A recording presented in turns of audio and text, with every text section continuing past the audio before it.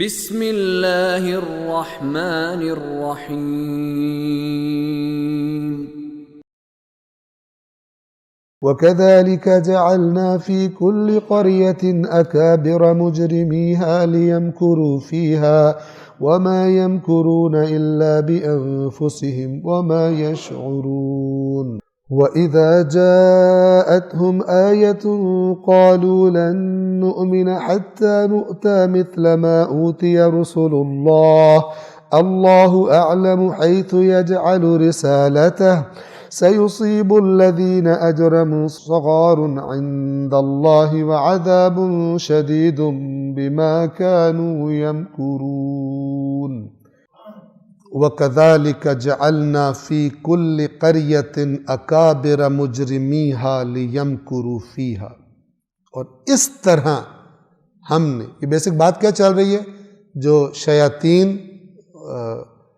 Hurdles ڈال رہے ہیں، اعتراضات، شکوک و شبہات، تو اللہ کا نبی بتا رہا ہے، اللہ بتا رہا ہے اپنے نبی کو کہ ہم نے ہر بستی میں، یہ آپ کے ساتھ نہیں ہو رہا، قرآن بار بار یہ چیز ریپیٹ کرتا ہے، اور اسی طرح ہم نے ہر قریے میں یعنی ہر بستی میں بنا دیا ہے اکابر مجرمیہ، وہاں کے بڑے بڑے مجرم، بااثر لوگ، اللہ ان کو کہہ رہا ہے مجرم ہے کیونکہ نبی کے مخالف ہوتے ہیں، بڑے بڑے مجرموں کو ہم نے بنا دیا ہے کہ وہ کیا کریں، لِيَمْكُرُوا فِيهَا، تاکہ اس بستی میں وہ مکر کریں اور مکر کے ذریعے لوگوں کو اللہ کے پیغام سے دور رکھیں، عوام کو پروپیگنڈے کر کے، تہمتیں لگا کر اللہ کے پیغام سے دور رکھیں. وَمَا يَمْكُرُونَ إِلَّا بِأَنفُسِهِمْ، اور یہ مکر نہیں کر رہے مگر اپنے آپ کے ساتھ. وَمَا يَشْعُرُونَ، اور ان کو شعور نہیں. ہر دین خدا کا مخالف، پیغمبر خدا کا مخالف، دین کے احکام کا مخالف، جو بڑے مکر کرتا ہے، شکوک و شبہات ڈالتا ہے، بڑی جدید طریقے سے لا کر لوگوں کے ذہن و خراب کرتا ہے، اصل میں اپنے ساتھ مکر کر رہا ہے، کیونکہ اللہ تبارک و تعالیٰ کے ساتھ کوئی مکر نہیں کر سکتا. وما یشعرون، اور اللہ تعالیٰ کہہ رہے ہیں یہ بے شعور ہیں. شعور باریک بین عقل کو کہتے ہیں، یعنی عقل کی جو ذرا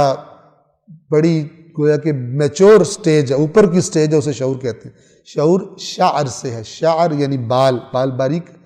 اسی سے یہ جو شاعری ہوتی ہے، شعر کا لفظ بھی اسی سے نکلا ہے، شعر سے،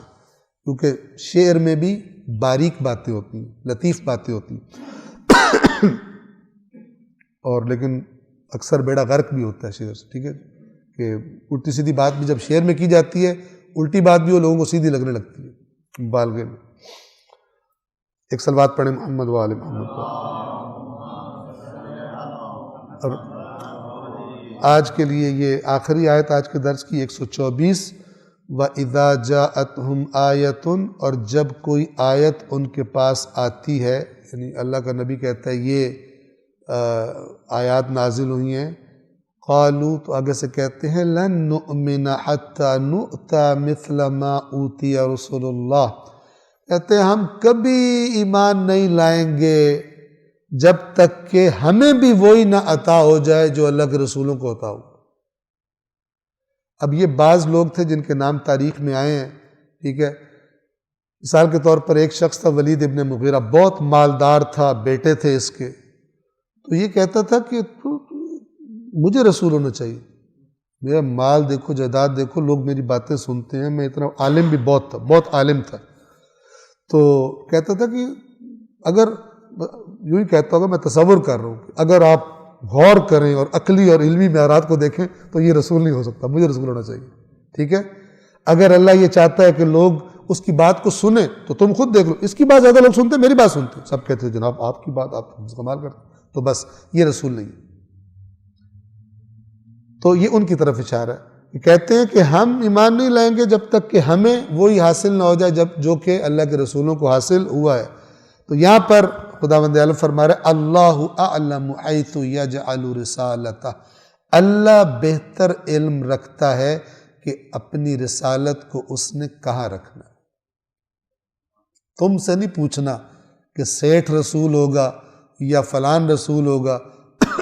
وہ بہتر جانتا ہے کہ اس نے اپنی رسالت، کہاں پر قابلیت ہے، کون ہے وہ کہ جو اس امانت کو ادا کر سکتا ہے، وہ اللہ سب سے بہتر جانتا ہے۔ تم اللہ کو معیار نہ دو، بلکہ جو خدا نے معیار دیے ہیں اس معیار کو اپنانے کی کوشش کرو۔ اور تم جو یہ کام کر رہے ہو، جو لوگ یہ کام کر رہے ہیں غلط، سَيُصِيبُ الَّذِينَ أَجْرَمُوا صَغَارٌ، یعنی تم اپنے آپ کو بڑا سمجھ رہے ہو کہ ان کو کیوں ملا، ہمیں کیوں نہیں ملا اللہ کی طرف سے، جو رسولوں کو ملا ہمیں کیوں نہیں ملا، ہم بھی تو اتنے بڑے ہیں۔ تو بہت جلد وہ لوگ جنہوں نے جرم کیے ہیں، مجرم ہیں، ان کو اللہ کے ہاں صغارٌ، صغار صغر سے ہے، چھوٹا ہونے سے، یعنی تم بڑے بن رہے ہو نا، تمہیں اللہ چھوٹا بنائے گا۔ ذلت والا عذاب عند اللہ ان مجرموں کو بہت ان قریب ان پر آئے گا، وعذاب شدید، اور پھر شدید عذاب بما کانوا یمکرون، سبب کیا اس کا، جو یہ مکر کیا کرتے تھے۔ مکر کیا ہوتا ہے؟ اس کا ظاہر لگ رہا ہوتا ہے کہ ہمارے فائدے میں ہوتا، ہمارے نقصان میں ہے، ایکچولی ہمارے نقصان کرنے کے لیے کیا جا رہا ہوتا ہے۔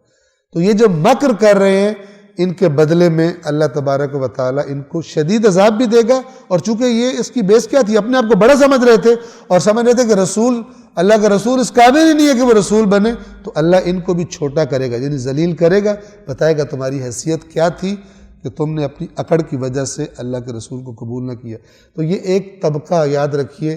کہ جو انبیاء کی تحریکوں کا مخالف ہوتا ہے، وہ ہر نبی کے بارے میں قرآن نے بتایا، ہر بستی جس میں نبی آیا ہے، سب سے پہلے جس طبقے نے نبی کی مخالفت کی اور سب سے بڑھ کر وہ بڑے لوگ ہوتے ہیں۔ بڑے لوگ سے مراد زیادہ مالدار، چونکہ ان میں اکڑ زیادہ ہوتی ہے، ان کو عادت، نشہ ان کو بہت ہوتا ہے، وہ ہر کام اپنی مرضی سے کر لیتے ہیں، کروا لیتے ہیں، پھنس جائیں تو نکل جاتے ہیں، بندے مروا دیتے ہیں، بندے اٹھا لیتے ہیں۔ اب جب وہ نبی کو دیکھتے ہیں کہتے ہیں یہ کہاں سے آ گیا، ہمارے پورے سیٹ اپ کو چیلنج کر رہا ہے، کہہ رہے ہیں ہم اور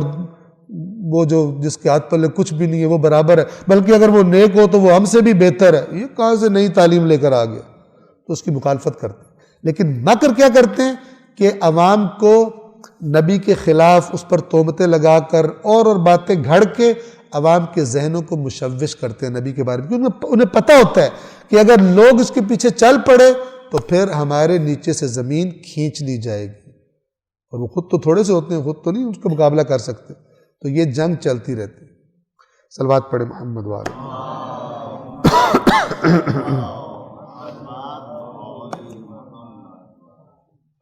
صدق اللہ العلی